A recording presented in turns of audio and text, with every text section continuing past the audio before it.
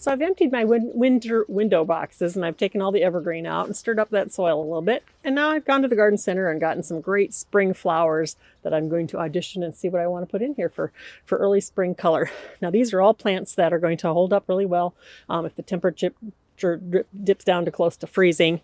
And some of them will be done by summer, so we'll have to take them out, but I'll have some great color for a good month or more. So I'm going to start with some of the things that'll dangle down over the side. So I've got here some Nesia, Nesia tropical is its name.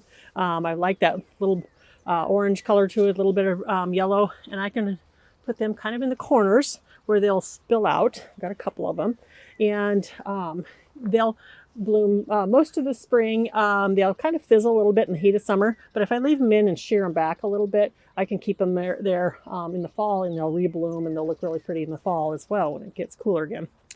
Now this is Lysimachia. I believe this is Midnight Sun.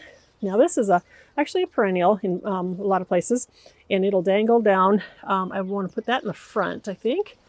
I like that darker color, gives it a little color. It'll grow quite a bit, and it even has some little yellow flowers on it that will give a little bit of color at some point in time. And I like that it'll spread a lot. So next up, let's try some coral bells. This is Carnival Watermelon. I like this color. The flower isn't particularly, anything I'm going to plant it for. I'm going to plant it for that color of that foliage. And I thought maybe I'd put some of that right up in here and just give that planter a little bit of color. I've got two. And then for my thriller in the back, I'm going to use some osteospermum. This is just a plain old yellow. And it's going to have a little bit of height. It'll keep blooming these nice little yellow daisies. I'll want to deadhead that every once in a while. And it'll, again, slow down a little bit during the hot of the summer. But in fall, it'll take off again. So I'll probably leave this in all year. So I've got a couple of those put in the back.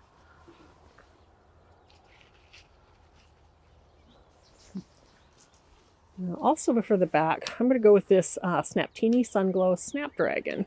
And I'll pull out them. I got it in the pack, and so I can kind of space a few of them around here and there. And just to bring that, I like that orange, gives it a good pop of color that you can see from the street, and a little bit of yellow just to tie that all in. And to cool it down just a bit, I've got blue Zephyr Brachyscome, and I'm going to set that towards the back. I'm going to pull it forward a little bit so it blends in with all the rest of the flowers.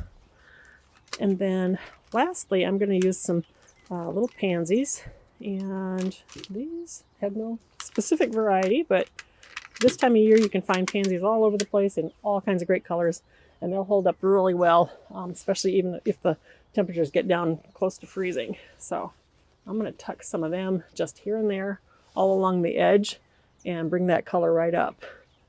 So I'm going to get started planting.